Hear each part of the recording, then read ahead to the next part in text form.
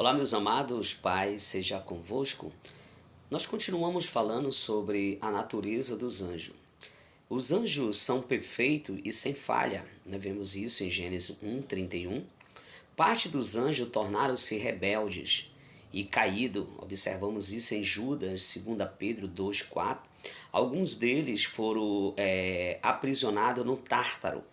Não são todos os demônios, alguns deles. Se nós observarmos a história que Jesus conta ali em Lucas 16, versículo 19, ele fala que o rico morre e o pobre também. E ali o rico, erguendo-se os olhos, vê a Lázaro no seio de Abraão. E ele manda que Lázaro molhe a ponta do dedo na água e refresque a língua dele, sendo que Abraão vai e responde: olha, não tem como ele ir para aí porque existe um abismo. E esse abismo entre eu e você, esse abismo acreditamos que seja o Tártaro. Alguns demônios estão aprisionados nesse Tártaro. E outros estão aqui soltos junto com Satanás. Satanás ele está solto, ok? O restante permanece obediente, que nós observamos isso em Mateus 25:31, Salmo 99, verso 7, que tem milhares e milhares, milhões de anjos que são bons, que não caíram no laço de Satanás. São seres gloriosos. Em Lucas 9:26, se você observar, os anjos são dotados de dignidade e glória sobre-humana. Quando ali Jesus Cristo é ressuscitado, a pedra que está no sepulcro, os anjos aparecem com um resplendor de glória. Então aqueles guarda que está ali fica atônico, fica espantado. Então os anjos têm glória sobre-humana. Se nós observarmos em que difere dos homens a natureza dos anjos, a Bíblia nos diz que Deus fez o homem um pouco abaixo dos anjos. Está lá em Hebreus capítulo 2, versículo 5 ao versículo 7. Não são herdeiros de Deus, nem os anjos de Deus, nem os rebeldes, os que caíram. Romanos 8:17 mostra que eles não são herdeiros de Deus. Não podem atestar a salvação. Lucas 15:10, 1 Pedro 1:12 mostra que ele não pode ter salvação. É por isso que os anjos rebeldes, que foram expulsos lá do terceiro céu, do euporâneo, eles não têm como se arrepender. O conhecimento pode ter bastante conhecimento e também tem um tempo de vida mais longo do que o homem, vamos dizer assim. O conhecimento e o poder de tempo deles, tá? São maior em conhecimento. Eles têm maior conhecimento do que nós, segundo Samuel 14:17, versículo 20. Tem grande poder. Os anjos têm um poder sobre-humano. 2 Tessalonicenses 1:7, 2 Pedro 2:11, Salmo 103:20, Apocalipse 20, versículo 1 ao versículo 3. Não morrem. É existente, eles não morrem. A existência dele é milenar e não é eterna, ok? Deus pode exterminar a qualquer hora. Lucas 20:36 mostra que eles não morrem. Literalmente, os anjos foram criados diferente dos homens. Em que difere dos homens? Eles não morrem, têm grande poder, têm maior conhecimento, têm um poder de vida mais, vamos dizer assim, mais longa do que o do homem, né?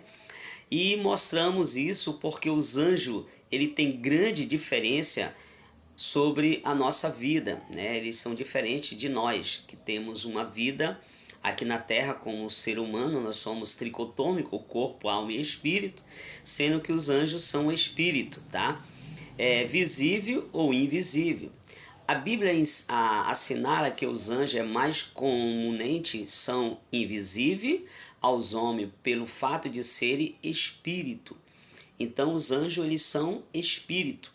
Observamos isso em Hebreus capítulo 1, versículo 13 ao 14. Entretanto, em muitas partes das Escrituras, encontramos os anjos que se tornaram visíveis.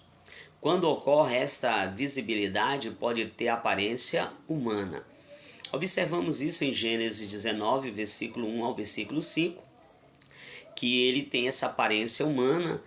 Anjos em Sodoma foram confundidos com os homens tá? Atos 1, versículo 10 ao versículo 11. Os anjos são chamados de varões vestidos de branco. As vestes brancas são característica de anjo, conforme João 20, 12. Mas quando os anjos estão visíveis, mais normal é vermos que homens ficam assombrados, atúdidos, com a magnitude da sua feição angelical, por vezes brilhante como um relâmpago. Se nós observarmos isso, Mateus 28, do 2 ao versículo 2 ao versículo 3, Daniel, João descreve esplendor dos anjos em passagem como Daniel 10, 5 ao 11, Apocalipse 10, 1. Nós observamos os anjos brilhantes como relâmpago, então eles ficam atônicos. Se aparecer um anjo, literalmente um arcanjo ou um serafim, eles são diferentes. Nem sempre os anjos são descritos como portadores de asas, tá? Principalmente quando utilizam uma aparência humana. Entretanto, tanto os serafins quanto os querubins são descritos com muitas asas. Um certo professor meu disse assim: os anjos não têm asas, né? Na parte de angelologia que nós estamos estudando, observamos tanto querubins como serafins faz parte dessa classe angelical. Então, os querubins e os serafins também são anjos, e aí eles têm asa, né? Eu perguntei meu professor, ele disse assim para mim: Osmir, os anjos que tem forma, que aparecem em forma de homem, ele não tem asa. Eu digo, entendi. Então, se nós observarmos, os anjos, quando tem aparência em forma de homem, sempre vai aparecer sem asa. Mas os querubins e os serafins, ele aparece com muitas asas. Porque a gente vê alguns filmes, né? O anjo como forma de um homem e as asas saindo de trás das suas costas. Então isso é ficção científica. Os anjos, quando é mostrado semelhante a homem, ele não tem asa, sendo que os querubins e os serafins sim. Os anjos podem até mesmo comer.